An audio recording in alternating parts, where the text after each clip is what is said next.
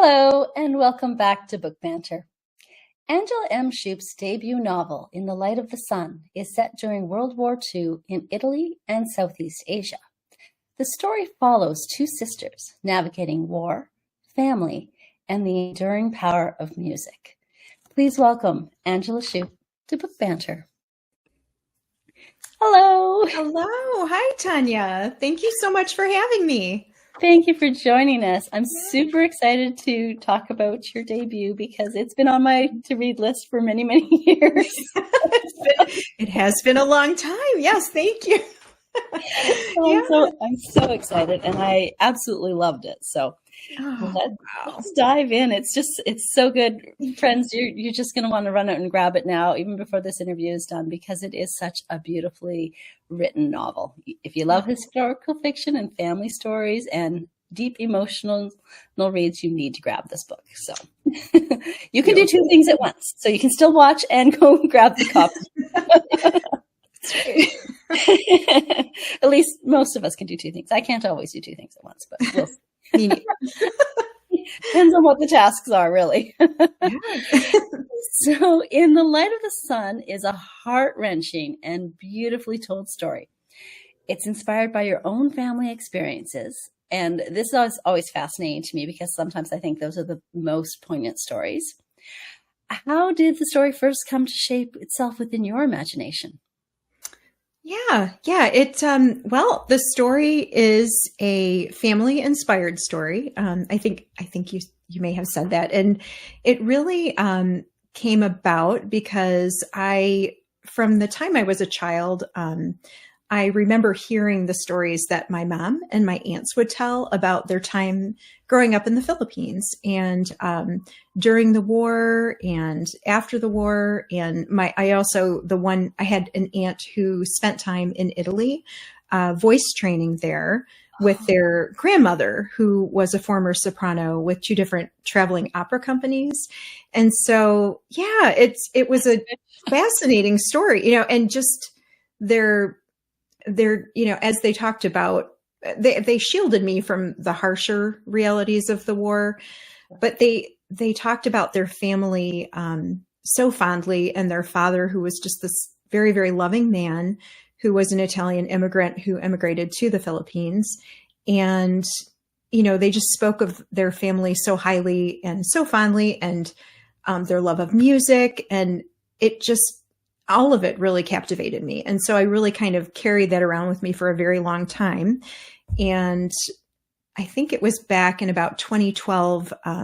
So I'll share with you, my mom actually had Alzheimer's, Tanya. She had it for many, many years. She actually had it for 18 years. And yeah, it was a very long experience. And I mean, I'm grateful that we had her with us for so long. But going through that, I started, I think as she was kind of fading into herself, my curiosity about her life grew. And so I started talking to my aunts and my godmother as well, just, about their lives there in the Philippines. I mean, even though they'd shared stories throughout my life, I just wanted to know more. And I hadn't even made the decision at that point to go ahead and write the book, but I was so moved by what they said. And I kind of felt the sense of urgency as my mom kind of, fell into herself more and more. And so I did, then I started researching more seriously, and didn't actually start writing the book until late 2015. Which still is a very long time ago. And then essentially went through that whole process and didn't start querying it, looking for an agent, until 2018, I believe. And I think you and I met in 2019. So yeah, it was quite a long time ago, but here I am now. So, but that's kind of where the story came from, That makes sense because, family stories told around the table are the best. They, they inspire us and they help shape who we are and where we come from. But they also draw us deeper into, our parents' lives and who they were as young adults and as children, and that's gold, to know that. So I can see that. And it's such a beautiful way to have that experience alongside. It was almost like as your mom was fading into herself, you were learning more and more and getting closer to her. Yeah. It's beautiful. Yeah. Right. I'm sorry. I'm so sorry. I know I've been, you know what? It's funny. The book launched on Tuesday the 7th, which was just a few days ago. But I was kind of emotional too, because unfortunately, my mom and her aunts were older. She had me when she was older, and they have all passed now, but the idea, I don't know, just, I so wish they could be here to experience this, because I think they would be very moved by it. And I hope they would be happy, but I think they would be moved by it. Definitely. But I would guarantee that they're smiling at you. For sure. Thank you. It's so beautifully done. And you can tell the amount of immense attention to detail that goes into it. And that's stunning. So it's so incredibly done. It's really, I think it was worth 10 years. Yes, it was a very long time. Yes. Yeah. But, you had a life in between that as well. So it's not like that's the only thing you had going on. So, This is true. Yes, that's very true, actually. Yeah. And it depends on where you are in your life. You'll notice, I don't know, readers, if you notice this, but a lot of female authors are a little bit older. And that's because we've spent our younger years, raising families and thinking about our books and dreaming about our books. But putting pen to paper and allowing others to read it puts you in a very vulnerable state. And so you need a real force to sort of push you forward, to, allow yourself to be open to those other people's thoughts and feelings and criticisms and all those kinds of things. So, sometimes age has an advantage on us in that regard. Yeah. No, I think that's true, right? The more life experience that you have, I feel like, the book is so, just so new coming out so recently now, but I do feel like the life experiences that I've had, have definitely, it's funny in one sense.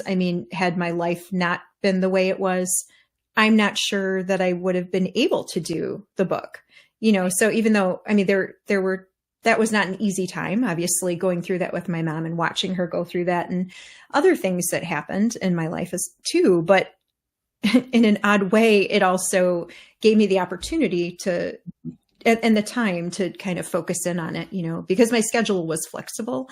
So, but I agree with you that I think that when you have that life experience, and I think you start to recognize what is very important in life and what is not. And obviously people, everyone has, and everyone should have their own opinion, right? But absolutely. And you're right. It's very vulnerable to put something out like this. Any kind of writing that we do, right? That for public consumption. And I think that those life experiences kind of give you some degree of perspective, maybe, we do on it. So you're able to focus on the things that truly matter. Yes, exactly. Yeah. It's really only time that allows you to sort of have that lens to look backwards through. Yes. So my age is a good thing. It's a good thing. Right. You have to keep embracing that. It is. Gravity takes hold. And that's right. all the other things that go with it. I completely. Yes. Yeah. It's a good thing. Yeah. So the novel focuses on, this is what was really interesting to me back in 2019 when we met.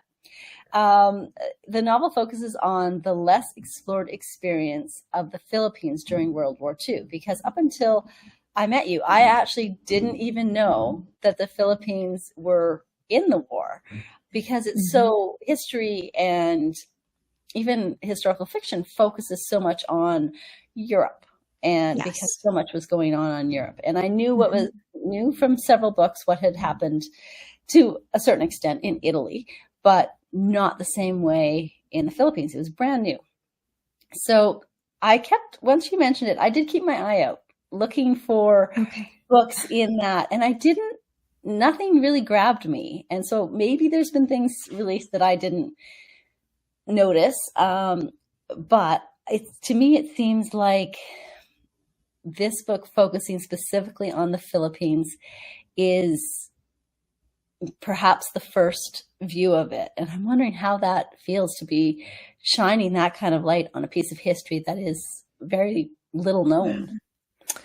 Yeah, it's I will say there have been a couple books that have come out over the which was over the last maybe 5 years or so. I can think of 3 or 4 in particular, and they're wonderful books. They're all wonderful. I think that this book in particular, In the Light of the Sun, even though those are inspired by true stories and true events, I don't believe those ones have a family, relation to the material in the book, where this is. I mean, this is really pulling from my family's story, as well as, I did so much research, Tanya. I mean, I read so many firsthand accounts, and in both countries, but most definitely in the Philippines. And I know what you're saying, and I'm not surprised to hear you say that you didn't even know about the war, because that was actually one of the reasons, aside from really wanting to honor my mom and her family's story, just because they were such strong women, and they lived such, despite what they went through, they lived such full and really joyful lives. And so that was such an example to me that you can go through significant difficulty and still live a very full life. Yes. And with the Philippines, even from the time when I was very young, I was very, very aware of the fact that most people did not know that even that there was war there. Right. And I do remember, I was just saying this to my husband the other day. We were taking a walk, and we often take a walk after we eat dinner. And I was just recalling this memory that I had. My dad was actually a college professor. And so, and I was quite young at the time. And we didn't do this. I don't remember this happening like when I was older, but I was a child. I mean, I was quite young at this time, but there was a period of time where I remember he would get together with various colleagues and maybe some professors from other colleges, nearby universities, and they would have kind of these, I mean, I don't know what else to call them, maybe like cocktail party type things, like and yeah. And I remember going, and I mean, they just brought my sister, and I have one older sister, and I just remember, I felt like it seemed like my mom felt very misunderstood, and even though, I mean, I think most people around our family, just that we encountered, people did not really understand what happened, that she lived through this just horrific experience. And even among people who maybe had some knowledge of it, I don't think she felt like she had a voice, to really express what, maybe some of them may have known on an academic level, yes, this happened, but, she didn't, I don't think she really felt like she had a voice. And I feel like she felt maybe a little bit misunderstood and she was a very joyful woman, so this did not keep her down in any way. Anyone that knew her, she was a very loving, nurturing woman with a lot of joy, but I know that she felt a little misunderstood. And I haven't said this publicly, but I will say I've experienced a little bit of that myself, especially as a child. Like I feel like people didn't understand, but I have a mom who lived through something, and just the fact that it's so funny. She had apparently she had a very strong accent. I did not hear it. I couldn't hear it at all, and when I was with my aunts who were scattered all over the US, I could hear their accents, but I could never hear my mom's.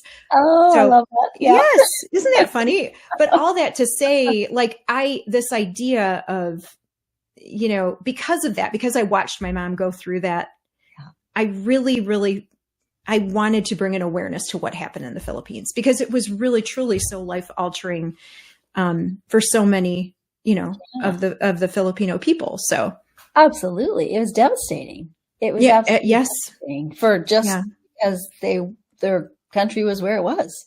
Like Yes. there was no Yeah. other real reason. Yeah.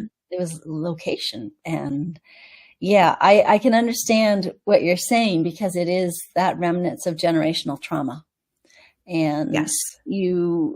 it's fascinating to, because the thing that I love about this is that you've taken something that has been traumatic for your family and turned it around into something positive, into something that builds awareness and gives a voice to those experiences and honors that. So that's pretty spectacular. Wow.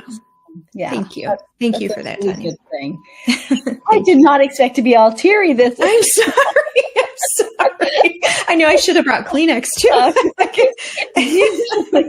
Yes. But it's just so heartfelt. I think that's what it is you've just poured your heart into it, and it shows. So thank you. It's a wonderful thing. So this, I'm a sucker for dual timelines and dual points of view. And your dual point of view is very deftly written. And I know, oh, wow. You know why? And this is my litmus test. If I'm reading a dual point of view and I prefer one character's story over the other, I will like speed read, which is something. Oh, yes. Okay. I'm like snail space reader.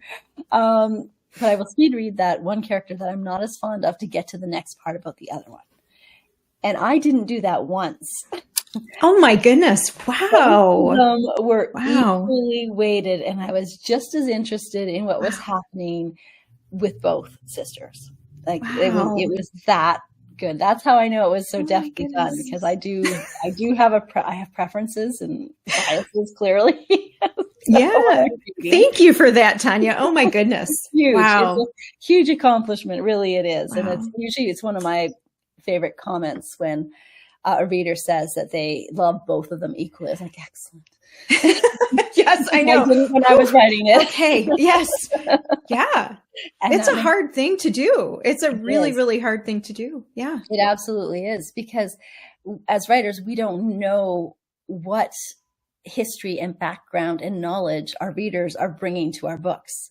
We don't get that bird's eye view when we're writing a novel. So it's a little bit of trying to cover the bases and still make it very inclusive and everything for every reader. Yet it's really hard to do that. And I don't think that it's possible to hit every reader in the same way with the same resonance. But for me, it hit. I'm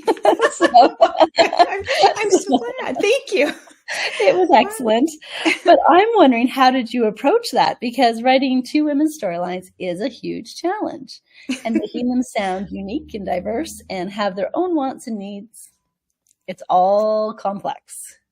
Yes, it is very complex. And I'm so happy that you found that in the book, Tanya, because when I originally wrote the story, and I've said this a couple times in different places here, but so it's not a secret, but I originally wrote the Karamina narrative first. And that was actually, it was the entire manuscript. It was Karamina's story. It was, and I was doing research for Rosa's story, because I was thinking I was going to use it possibly for another manuscript. But I came to the point when after I had been, trying to get an agent, and, I had some very positive response, but no takers. And so there was a certain point where I sought out a manuscript assessment from an editor who had very significant experience. And so she took a look at it and had, she said, would you consider putting in Rosa's point of view to balance, then you would have both the younger point of view, and then you would have this more mature, sophisticated point of view.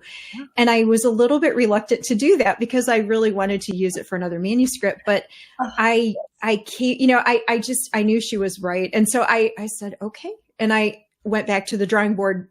Like I said, I had already been doing research for Rosa, but I dove into research and, just, trying to immerse myself in that time frame, in Italy, what it would be like with the resistance and music there in Italy. And I'd heard a little bit about that from my aunts. So they were, I guess all that to say, they were written separately. And I don't know. I think it would have broken me to try to do both at the same time, and not so much because of the two different characters, but because the war fronts were so vastly different and there were so many events and different things happening that I couldn't hold it all in my head. You know, like it was too much. I think once the story was down with both, it was a little bit easier because that was more manageable to hold on to. Like I could, you know, I knew what chapter was what. But I will say that, you know, although they're really, the two protagonists are composites of my mom and her sisters, you know, there were different points where I would be reflecting on them and their personalities. And so that made it a little bit, I think, in some ways, a little bit easier, you know, to do that. But they were definitely composites. Yeah. So, yeah. And I don't know. That makes complete sense, actually, because that is exactly why they're so strong, because they were written, both of them, to carry their own story. And so that makes complete sense. And I never thought to do it that way before. Well, I will tell you that weaving them back, I mean, in together was really hard. That was definitely, and then going through the editorial process after I signed with I love my editor but all of the editors I've worked with, I have been so blessed, and I'm so grateful. They're just superb. They are at the top of their game. They know, I mean, way beyond what I do, you know, like they see things, but in that process, once I signed with the publishing company, and then we kind of moved some things around, and that part, I mean, if you were to ask my husband and, like, you know, my sister and one of my closest friends, they would say, "Oh, we remember," because I was saying, I don't know how I can do this and it was because of the dates and events, right? That made it really challenging. So yeah, I tried really hard to make sure I accounted for everything historically. Yeah. You know, you want it to be as accurate as possible, but man, that was probably the roughest part. I completely understand. So, yeah. I just did this. I'm sure. It wasn't that many months ago when I had sent mine off to my editor, and I got it back way too quickly. And I was like, couldn't you just pretend to do something with it for a while? Oh, no. Okay. And she's like, I hate to say it, but I think we need to move this chapter up front. I'm like, no. Right. If we do that, the timeline is off, and I have to, it means that everything after that has to be shifted. Yes. And she went to bat. I'm so sorry. I understand. I know your pain. It's a painful thing. Yes. It's a little bit. I mean, it's alarming, right? It takes. Oh my! I got it. Okay. All right. Yeah. I don't know. It seems monumental. Like, yes. It seems like there is no way. And yet, at the end of several weeks, somehow it comes out. But I will admit that I literally sent it back to her and was like, I don't know. You're going to need to check, because I don't know. I don't know what's where. Don't ask me where anything happens, because I no longer have reference. It's funny. You do kind of, that's funny that you say that, because I felt a little bit like I lost perspective too. Like, you know, trying to manage all that material and moving it. And I did my best, as I know you did. Right. But I'm so, again, like, you know, my editor, and then I know there were copy editors after that who were really meticulous and so good at what they did, that I was so glad, because in case something did slip through, I'm, oh my gosh. I mean, there's only so much. I don't know. I don't know. So yeah. Well, do you know what's the funniest thing? Is that for this particular novel, I thought for sure that early readers were going to spot like all kinds of typos, right? Because I'm like, this was just too many moving pieces at once. Mm-hmm. And it's the first novel that only one reader has found one typo, and it was an apostrophe. Okay. And I was like, Okay, so That's apparently amazing. leading on to the page is the way Yes. to go. Yeah. Okay, I will remember that. That's good. It works for the end result. So, Yes. Yeah, I guess.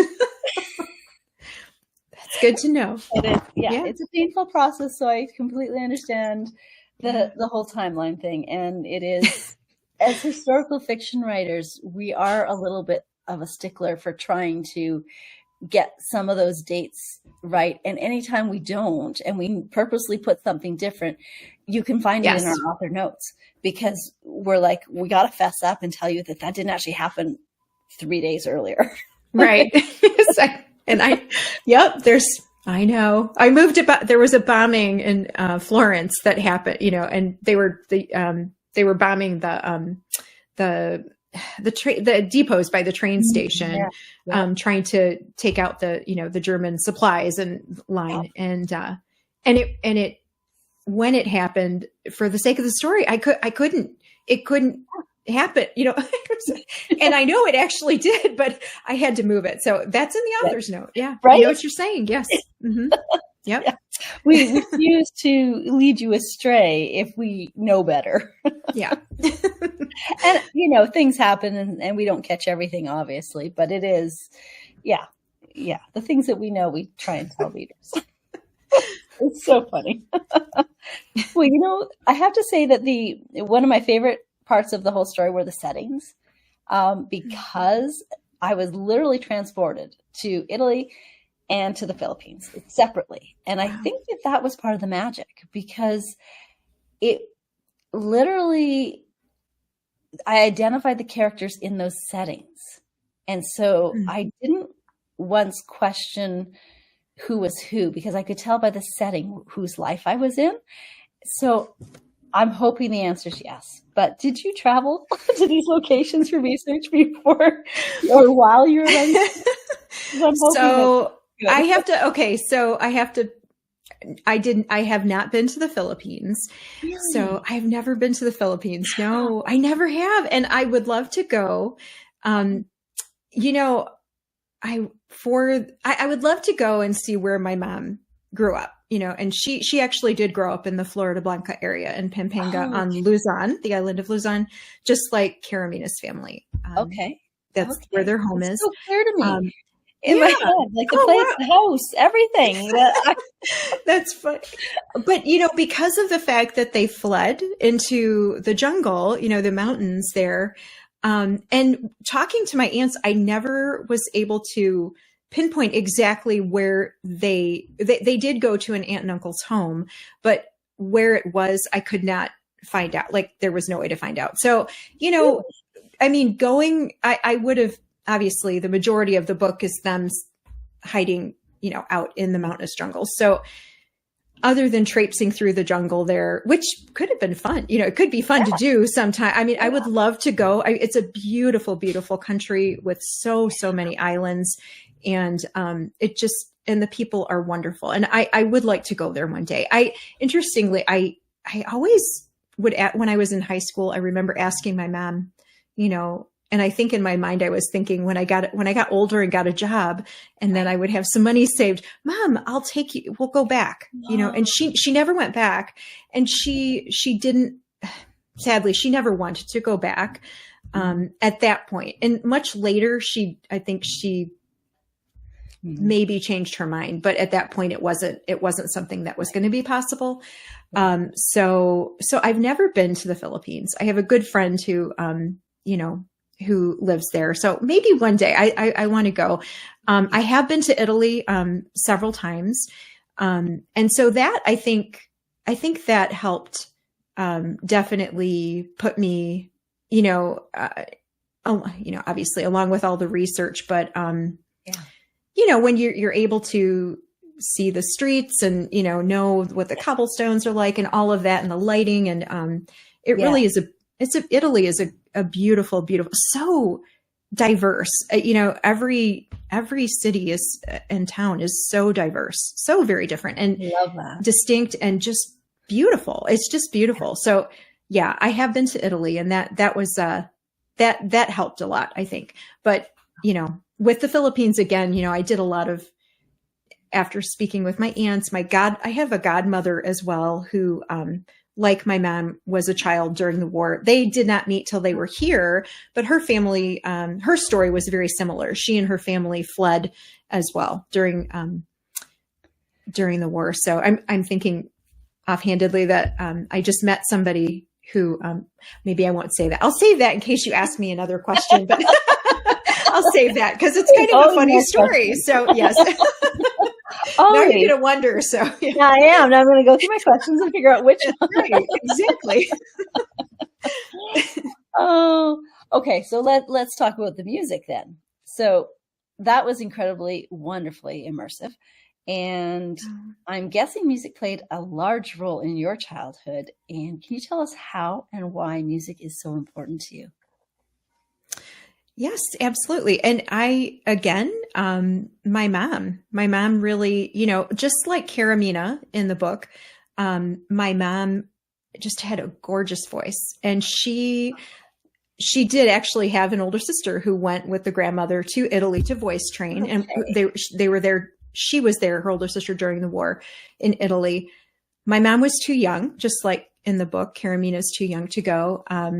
But my mom did voice train for a period of time after she came here to the US. And I have memories of her rehearsing in our home, and she would be rehearsing some of the sacred arias that are in the book because she would perform them at our church I remember like midnight mass at our church. She would perform the Ave Marias or Panis Angelicus. And she had such a gorgeous voice, and music was just, I don't know, it just filled her up.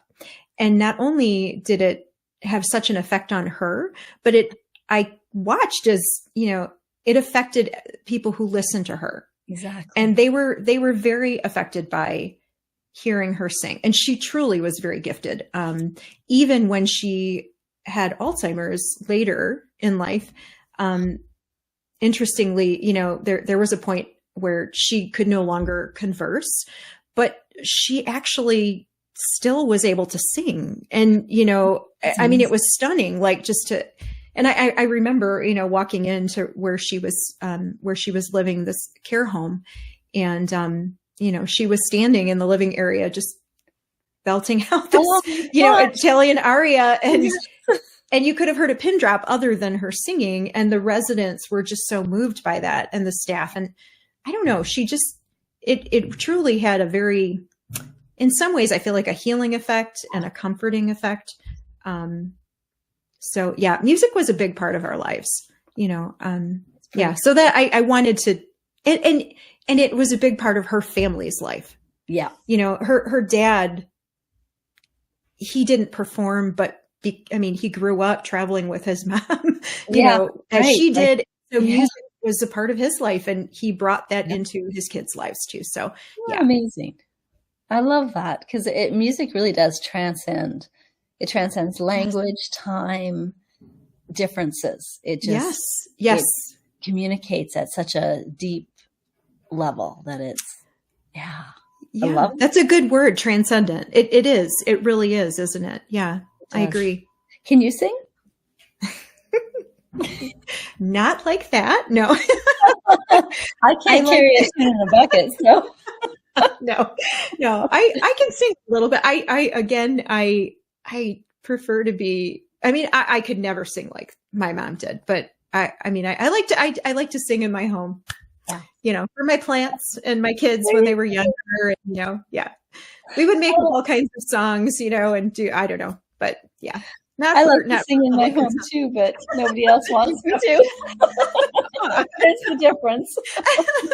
Well, I don't know if they want me to or not, but we all just join in, and it's okay. Exactly. That's right. Exactly. I think music is just one of those things that it's either in your life impactful or it's not. Yes. Yeah. So yeah. It's, do you know that my dream job would be actually writing music? That would be my dream. Oh, Tanya. I know. You would be amazing at that. You should do that. You should. Oh my goodness. Okay. Can you imagine now that I'm used to such long form? It takes me 80,000 words to say something. Well, I'm not sure I could fit it into 2.5 minutes. I don't know. I think you could. I think you could. I want to hear a song. I want to hear a song that you wrote. The next time we talk. Next time. Probably not. Okay. Well, if you write one, you need to share it with me. Okay. I'd love to hear it. So, if I ever write one. I don't think you're going to hear one anytime soon. Okay. So you spoke about the father in the story and the sisters, and there's actually another sister, and then there's a whole bunch of other people. Yeah. And your cast of characters is actually quite large, which is really ambitious because keeping them apart as a writer is hard to do. And yet it's really hard, right? Like they're very distinct. They're in different locations, which actually helped me keep different people knowing, because of course they're also Italian and Filipino names. So there's that aspect too, if that's something you're not familiar with. So they're all different and unique. And I love that I didn't lose who was who throughout, which was really, really helpful. There are books that I have put down because I'm like, I don't know who's who, and I can't keep them straight. And, or if the two main characters have similar names or something, I'm like, my skimming eye is not catching that. Now I don't know who's done that. So yours were so distinct, and they kept me reading without questioning who I was reading about. And so, that is really good for a character-rich story. And I'm curious if you had a system of how you created your characters or how you kept track of them. I know I would need an Excel spreadsheet for that. Wow. Well, thank you. I'm so glad that you said that. Wow. That is, I was actually a little bit, that was one of my concerns, because there are so many characters. And I am not really, I do use spreadsheets, but we were talking earlier, I'm not a spreadsheet person so much, but, I did, before I started writing, actually both narratives, I did character profiles for, the main characters. So that helped me, keep them separate, and I tried to make sure that each character had a purpose, and I know Karamina's narrative, because it's a journey, and she's, she really is journeying through the jungle, right? She's meeting many different people along the way. And, that can be challenging. So I really tried to make sure that each character had some specific purpose. I don't know if I was successful in that. Yeah, you were. Thank you. I mean, in even some of the minor characters, I tried to, a couple of them, not all of them, but I had very specific roles for them that I kind of created, Totally.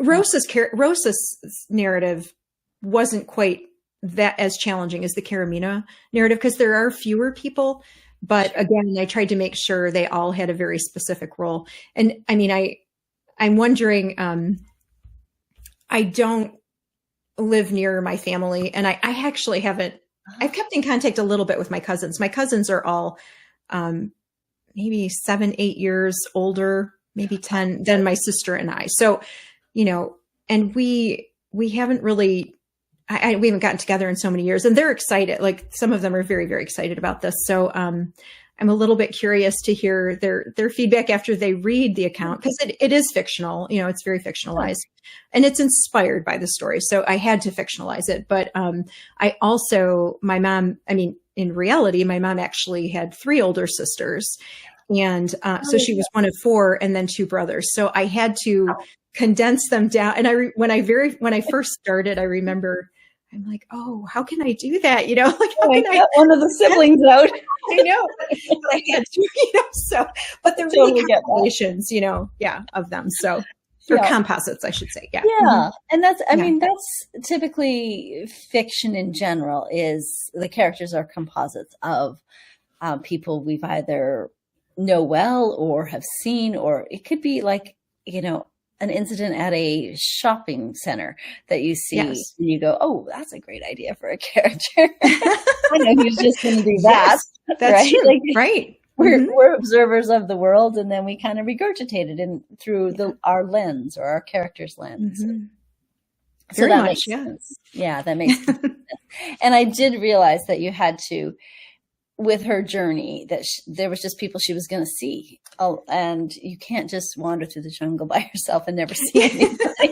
Yeah, it was, I don't know. It's funny because, again, it's my debut. And I mean, it was the first portion that I wrote. And so in my mind, I mean, it came to me in that way that it was going to be this, it's a coming of age journey. And so, but I don't know, like, I mean, hopefully, I have ideas, but I'm not sure what would happen again, if I do another manuscript. So that it was, maybe it was ambitious, but because I was a little bit naive and clueless. So that's I don't always know. Good. It's not a bad thing, especially when you nail it and you pull it off. So. Well, thank you. I'm so. I imagine that the next manuscript will be different, and not for the sake of anything, except for every single story is different. It starts different within you. It evolves differently. It's weird because every time you sit down to write, you think, okay, surely I should know what I'm doing now. And the answer is always a resounding no. You're starting from scratch all over again. Yeah. Learning, right? Learning as we go. So the allure as well, right? Is that co-creative process with fictional characters and based in something that is historically accurate that pulls you. Like that's, we're inquisitive. That's why we do historical. We want to know. So I understand. I can't wait to hear about the next one. Me too. No, usually that way. Yeah.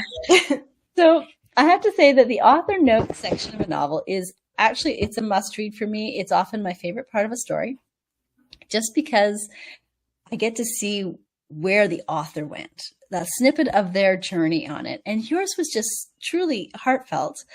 And you've said that you've written it to honor your mother and your aunts, and you certainly did. You did a wonderful job of that. But writing about other people's experiences, especially in such challenging times as war, it's a heavy burden. And authors, we don't want to misrepresent another person's experience. We don't want to have anybody feel that it wasn't told to the fullest extent of what it could be, to have them validated. And that's really people we are looking to be validated. And do you have any readers who have lived those events or similar events? And what was their response to In the Light of the Sun? Yeah, as of right now, I haven't actually heard, it hasn't been a very long time. It's only been, just about a week now, I guess, since it's been out. So I haven't heard anything from readers that I don't know. I will say that my godmother, who I mentioned earlier, when I wrote the Karamina narrative, she did not read the Rosa narrative, but she read the original manuscript when it was just Karamina's narrative. And, she was someone that had answered a lot of questions for me as well as I was writing. And she acted as an early reader, but also as a research help. Because she lived through this experience, which is just, crazy. And she was so excited to read it. And I remember when I went to her, she lived in a condo, and we would go out to lunch every now and then. And I went and we were talking about this. And what you said is absolutely true. I did not want to put my godmother or my aunts in a place, bring them back to memories that they just didn't want to, spend any time with, because it was it was obviously a very horrific time, right? And very difficult. So, but my aunt, my godmother, I call her aunt because I called her my Aunt Belen, but she actually thanked me afterwards, after she read it. And I was so blown away But she thanked me and had said, now I'm getting emotional. She said, Yeah. she said, Angie, you brought me through my childhood again, and I've never seen anyone do that. And thank you for, essentially honoring her story.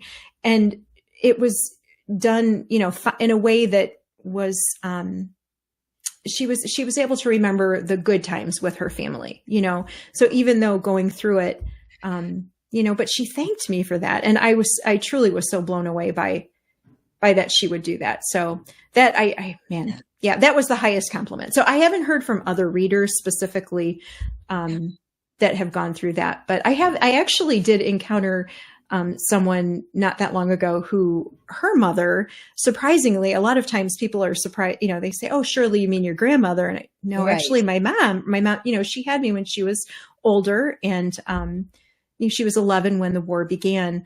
But I ran into somebody who, like myself, her mom lived through the war in the Philippines, but had a very, very different experience, and had said, which it was the funniest thing. My husband was there with me, and she had said I think they were somehow, and I'm not sure how, but involved in the government or politics. And so they had some knowledge of, I guess, where the Japanese were. So her father and her family, they fled, but they fled to another island.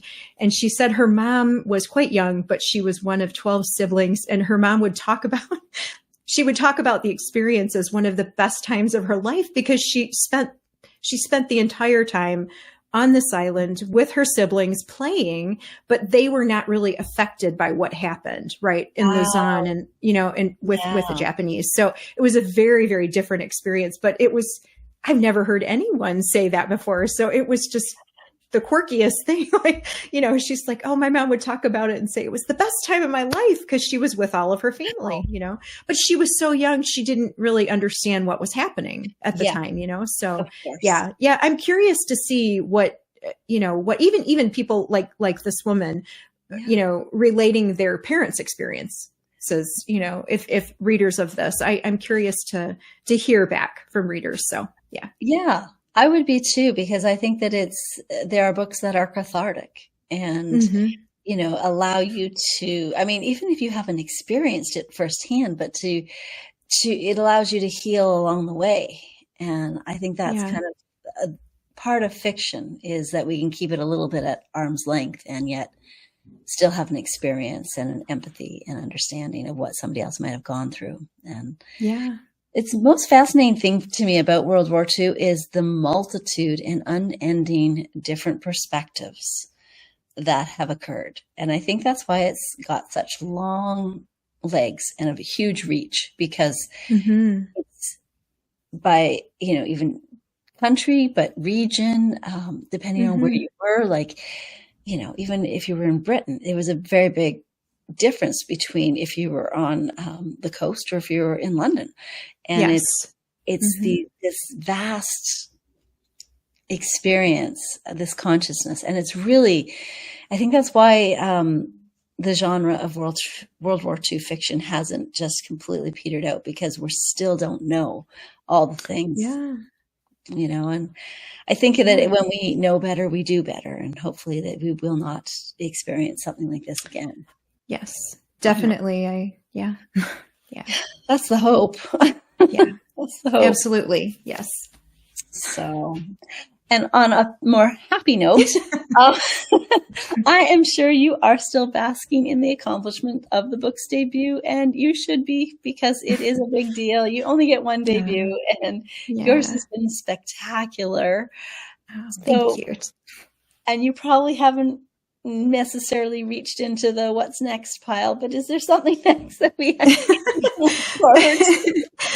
Well, there is a little bit. Thank you for that, Tanya. Thank you. I have started some research, and through the process of going through the editorial process of this book, in between the kind of stop and starts where you hand the manuscript off and then you're kind of, there's not a whole lot to do right in that moment. So I have been researching, and I do have an idea, and it would be another story that is family inspired. And if I'm able to do it, the research is proving to be a little bit more challenging, I would say, because it's going back further in time, and it's also involving several other countries, possibly. And, you know, I don't speak, I mean, I speak English. And so sadly, I don't speak Tagalog. I don't speak Italian. I know this much Italian to be able to get me from point A to point B and to order, you know, all of that wonderful food Right. in Italy, but that's about it. Yeah. No, you know, and these other countries I have even less of a familiarity with. So, but there is something that it's kind of, you know, ruminating. And once the launch for In the Light of the Sun kind of, you know, things slow down a little bit, I'll be able to get back into the research. And I am actually really excited to do that. So hopefully there's something else coming. So hopefully it doesn't take quite as long as this book. So. You'll be on more of a roll now. It'll be, and you're in a different stage of life too now. So it's, you know, that does impact things. And I completely agree with you. I tend to like fiddle around and not commit to the next project until I know the most recent one is out in the world, because it's hard to split the brain that way. Yeah. I don't know how I don't think I'm ever going to be somebody that can write, you know, one book after another, you know, like from a time frame. I think I need, like you're saying, to split your brain. It's very difficult, because even the research that I had done, I mean, I did do it, but I'm going to need to go back over it because I need that in order to immerse yourself in it, to be able to put it on the page, you know, and I've been away from it now for many, many months. So that's interesting that you say that. Yeah. True. Last year was the first year I released 2 novels in 1 year. Oh my gosh. And goodness, Tanya. I remember that. Yeah. I don't know how kudos to you. It was so hard. It was the hardest thing I've probably ever done. And it was, and it was tough. The juggling part was really tough. So, and so literally this next one, I've got, you know, a couple stories fighting for attention in my mind. And I'm like, all of you just need to pipe down. Yes. It was fun. Right. And it is, I'm finding that is, it's almost like protecting your creative source. Like I also can't research 2 different topics at the same time. Like I'll find something interesting and relative to one story and go, I need to file you somewhere so that I can focus on this other thing. Right. No, I completely understand that. Yeah. I think it would be very, very difficult my brain does not work that way. So I can't, I don't think. Yes. I can do one thing well, and that's about Same here. I've been known to say, I can either make dinner or we can have this conversation. I can't do both. It depends on what the priority is. That's right. You may have some extra salt in this if we keep talking, but it's okay. Because I won't remember. Right. It's my biggest problem when I have company over, is that it needs to all be prepped in advance. Something's going to go wrong. I'm very much like that too, Tanya. Yeah, I have friends who do a spectacular job of, like, they can be, you know, they welcome you in and they're standing there and they're cooking as they're chatting and talking. And I'm very much the same as you. Like, I like to have everything set, you know, like, It's one, then the other. Yeah, that's right. Yes, and no, I don't need any help because you're going to talk to me while I'm cooking. Yes. It's terrible. I need a cone of silence. For everything, apparently. Yeah. Oh my goodness. Okay, so let's talk books, because we love growing our TBR piles, because, you know, whoever has the most books on their list wins. I don't know if it means that you have to have read them or not, but so if you could only recommend one book to read this fall, what would it be? So I think maybe I read this. I don't know if this mean it would apply to this fall, but it's still fairly recent. But Virginia Evans's The Correspondent Have you heard of that? Have you seen it? I've seen it all over the place, but I got it several months ago. I'm trying to think when I think it was, oh my goodness, it was probably back in the summer. So, but it was so just absolutely delightful. And there is a depth to it as well. And I mean, she did just a wonderful job, and it's written, in epistolary. So it's all of it is actually letters, which is, and it's this wonderful, wonderful story. She just did a brilliant job with it. Yeah, I really enjoyed it. So that one, I would say that one definitely. Okay. I'm definitely going to be adding that. All right. Yeah. I love epistolary. It's one of my favorites. It's also one of my favorites to write. I love that. Yeah. And we're also a little bit noisy. And what is the one book that's on your bedside table? I'd have to list 5 or 6 that are on mine, but what's one book that's on your bedside table? I'm the same way, Tanya. I actually am the same way. So I have the book right here because and I'll just show it because it's this one right here. And it's called The Lost Memoirs of Jane Austen. And it came out a few years ago. I'm not sure exactly when it came out, by Siri James. I'm looking for the date. Okay, so it came, so 2008. It came out in 2008. Wow, okay, but, I haven't heard that one. Yes, and she has one that for Charlotte Bronte as well. Really? And Jane Eyre is one of my all-time favorite novels. And when I found that one, I read that one instantly. Yeah. And but I was out of town, and I was at this little independent bookshop, just kind of, walking around, and what else can I add to my TBR pile, right? And I saw this, and I hadn't seen it, and I didn't know that she had one for Jane Austen. So I've been reading that one, and it's a lot of fun. Yeah, so I would recommend that one. Oh, that sounds good too. Yeah, there's been a lot of retellings of Jane Austen lately that are popping up, and I'm like, this is kind of fun. I didn't really understand the whole retelling thing until recently, and now I'm like, oh, now I get it. I'm all in. They're fun, aren't they? They're fun. You just kind of have to know what the basic of the story is, so then you understand the retelling. So it's you have to read 2 books, but that's not a hardship. So that's right. Cool. Those are great recommendations. Thank you. You're welcome. Awesome. Thank you so much for joining us today, friends. In the Light of the Sun is available now at your favorite bookstore. Or if you're an avid library reader, be sure to request the title from your local library as well. And be sure to check out my shorter videos in the Author Notes playlist, where I give you quick insights into the writing and reading life.